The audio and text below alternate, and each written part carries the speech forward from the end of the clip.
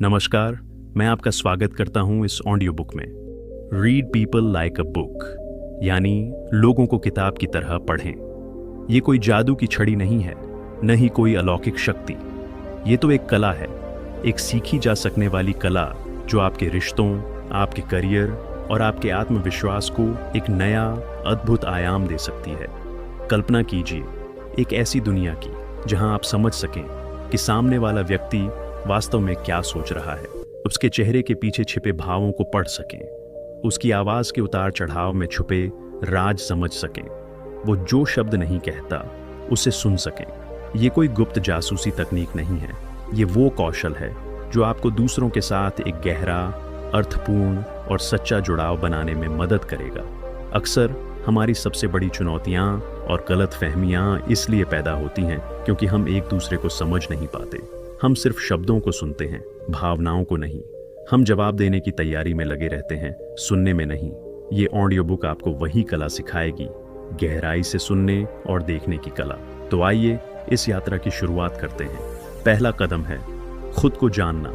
आप दूसरों को तभी पढ़ पाएंगे जब आप खुद को पढ़ना सीख जाएंगे। आपकी अपनी भावनाएं, आपकी अपनी पूर्व धारणाएं, आपके अपने फिल्टर्स, ये सब आपकी नज़र को धुंधला कर सकते हैं। इसलिए पहले खुद के प्रति ईमानदार बने। जब आपको पता चलेगा कि आपका अपना मन कैसे काम करता है, तो आप किसी और के मन की गहराइयों में उतरने के लिए तैयार हो जाएंगे। अब बात करते हैं आंखों की। वो कहते हैं ना, आंखें दिल का आईना होती हैं। ये बिल्कुल सच है। आंखें सब कुछ बयां कर देती हैं, खुशी, गम, डर, झूठ, प्यार, घृणा, सब कुछ। जब आप किसी से बात कर रहे हों तो उसकी आंखों पर ध्यान दीजिए। क्या वो सीधे आपकी आंखों में देख रहा है या नजरें चुरा रहा है? क्या उसकी पुतलियां फैल गई हैं जो रुचि या उत्तेजना का संकेत देती हैं, या सिकुड़ गई हैं जो शायद तनाव या असहजता की निशानी है? आंखों की चमक, उनके कोनों में पड़ने वाली झुर्रियां जब कोई मुस्कुराता है, ये सब छोटे छोटे संकेत हैं जो एक बड़ी कहानी कह जाते हैं। इन संकेतों को पढ़ना सीखिए।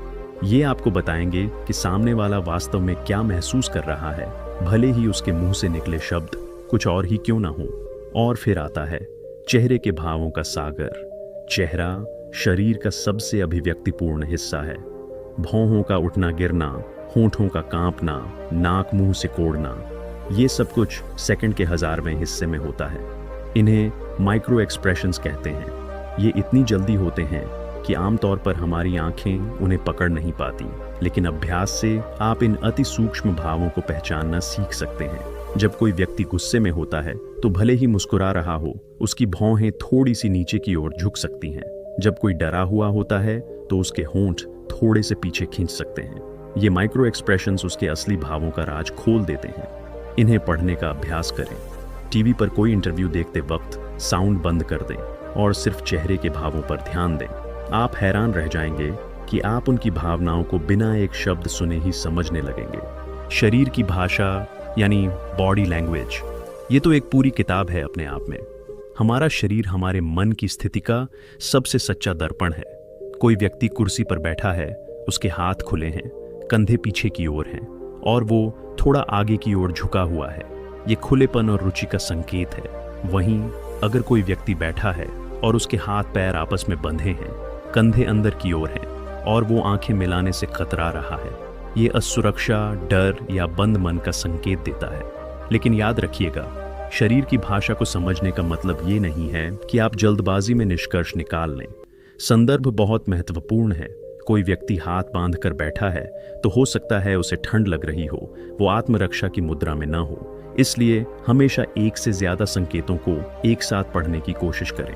आंखें, चेहरा, हाव भाव, आवाज, सब कुछ मिलाकर एक पूरी तस्वीर बनती है। अब बात करते हैं आवाज की। वो जो बोला जा रहा है उससे कहीं ज्यादा महत्वपूर्ण है कि वो कैसे बोला जा रहा है।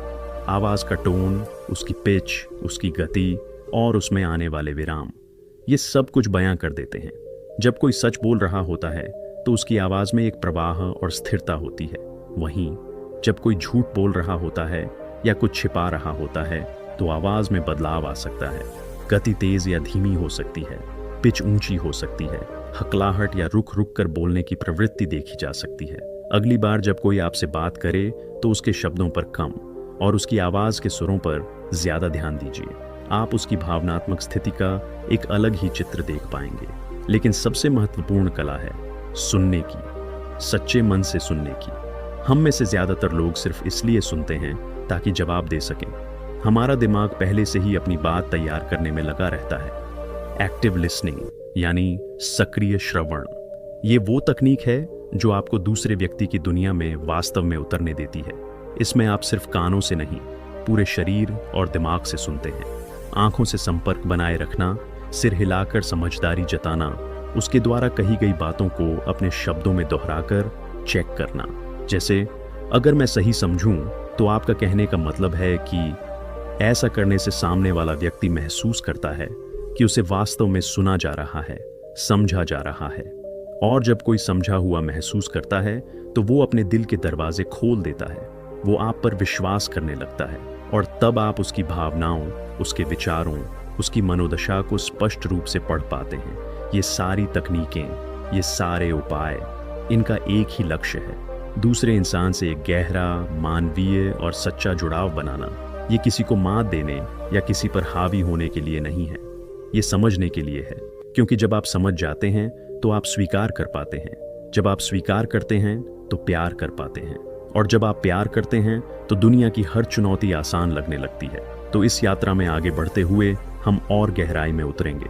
हम सीखेंगे कि कैसे अलग अलग व्यक्तित्व वाले लोगों को पहचाना जाए, कैसे एक इंट्रोवर्ट की बॉडी लैंग्वेज एक एक्सट्रोवर्ट से अलग होती है, कैसे किसी के मूड को उसके चलने के ढंग से भांपा जा सकता है, कैसे हाथों के इशारे, बैठने का तरीका, यहाँ तक कि सांस लेने की रफ्तार भी आपको बहुत कुछ बता सकती है।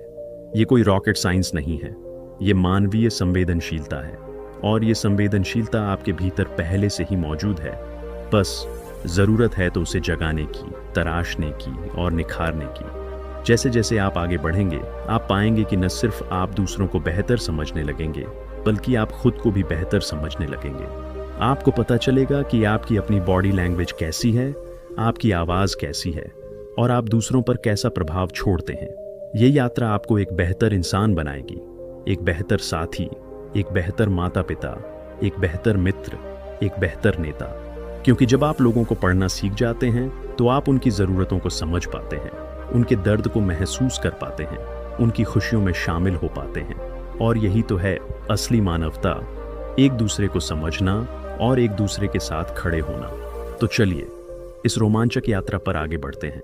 याद रखिए, हर इंसान एक खुली किताब है, बस आपको पढ़ने का नज़रिया चाहिए, और वो नज़रिया आप हासिल करने जा रहे हैं, एक एक करके, हर पन्ने को पलटते हुए, हर अध्याय को समझते हुए। क्योंकि अब आप सिर्फ सुनने वाले नहीं रह जाएंगे, अब आप पढ़ने वाले बनने जा रहे हैं, लोगों को एक किताब की तरह। और इसी विश्वास के साथ आइए थोड़ा और गहराई में उतरते हैं, क्योंकि ये कला सिर्फ बाहरी संकेतों को पहचानने भर की नहीं है, बल्कि एक ऐसी समझ विकसित करने की है जो सहज और स्वाभाविक हो, वैसी ही जैसे एक अनुभवी नाविक समुद्र की लहरों को देखकर ही मौसम का अंदाजा लगा लेता है। अब हम बात करेंगे एक और पेचीदा मगर दिलचस्प पहलू की, और वो है अनकही बातों की भाषा। जी हाँ, वो बातें जो जुबान पर नहीं बल्कि हवा में तैरती रहती हैं। कभी कभी सबसे ज्यादा मायने रखने वाली बातें वो होती हैं जो कहीं ही नहीं जाती। एक गहरी सांस, एक लंबी खामोशी, एक नजर चुराने की कोशिश, ये सब उन सुरागों के हिस्से हैं जिन्हें पकड़ना आपको सीखना है। सोचिए, एक मीटिंग का कमरा है, सब लोग बैठे हैं, कोई प्रस्तुति चल रही है। अब आपके सामने बैठे व्यक्ति के हाथ देखिए, अगर उसकी उंगलियां वह टेबल पर धीरे धीरे थपथपा रही हैं तो इसका क्या मतलब हो सकता है? हो सकता है वह बेसब्री से इंतजार कर रहा हो कि उसकी बारी आए, या फिर वह अंदर ही अंदर कुछ सोच रहा हो, शायद उसका ध्यान कहीं और हो। और अगर वही व्यक्ति अचानक अपनी बाहों को कसकर बांध ले तो शायद वह प्रस्तुति से सहमत नहीं है, या फिर कोई बात उसे चिंतित कर रही है। ये अनकहे इशारे ही हैं जो असलियत बयान करते हैं। पर यहाँ एक बात का खास ख्याल रखना है, इन संकेतों को अकेले में नहीं देखना, हमेशा एक पैटर्न ढूंढना। जैसे कि एक अकेला सितारा आसमान की दिशा नहीं बताता, लेकिन सितारों का एक समूह, एक तारा मंडल जरूर बता देता है। उसी तरह एक अकेला इशारा किसी बारे में पुख्ता राय बनाने के लिए काफी नहीं है। आपको देखना है कि क्या उसकी बॉडी लैंग्वेज, उसकी आवाज का टोन और उसके चेहरे के भाव सब एक ही कहानी कह रहे हैं। अगर हाँ, तो समझ जाइए कि आप सही राह पर हैं। और अब थोड़ा सा अपने आप से एक सवाल पूछिए, क्या आप वाकई उपस्थित हैं? मेरा मतलब है, जब आप किसी से बात कर रहे हैं तो क्या आपका दिमाग वहीं है, या फिर आपका ध्यान आपके मोबाइल के नोटिफिकेशन पर है, या अगले काम पर, या फिर कल हुई किसी बहस पर? सच्चाई ये है कि अगर आप पूरी तरह से मौजूद नहीं हैं तो आप ये सूक्ष्म संकेत कभी नहीं पकड़ पाएंगे। ये संकेत इतने नाजुक होते हैं कि अगर आप पल में नहीं हैं तो वो आपकी आंखों के सामने से गुजर जाएंगे और आपको पता भी नहीं चलेगा। तो पहला बड़ा कदम यही है, वर्तमान क्षण में जीना सीखिए। जिस व्यक्ति के सामने आप हैं उस वक्त बस वही व्यक्ति आपकी दुनिया का केंद्र बिंदु होना चाहिए। ये न सोचिए कि आपको आगे क्या बोलना है, बस सुनिए, देखिए, महसूस कीजिए। आप पाएंगे कि लोगों को पढ़ना कोई मुश्किल काम नहीं, बल्कि एक रोमांचक खेल है जिसमें आप हर पल कुछ नया सीखते हैं। और याद रखिए, ये कोई एक रात में सीख जाने वाला कौशल नहीं है, ये एक सफर है। जैसे जैसे आप अभ्यास करेंगे, आपकी समझ और पकड़ मजबूत होती जाएगी।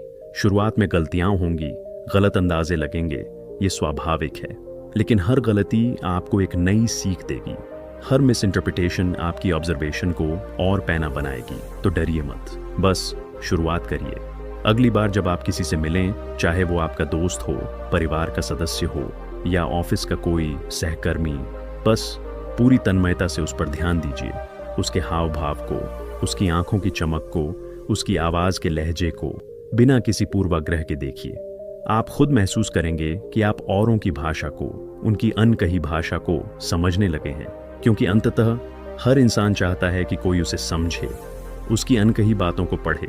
और जब आप ये करना सीख जाते हैं तो आप न सिर्फ एक बेहतर वक्ता बनते हैं, बल्कि एक बेहतर इंसान भी बनते हैं। और यही तो है इस पूरी यात्रा का सबसे सुंदर पड़ाव, खुद को बेहतर बनाना, दूसरों को समझने के जरिए।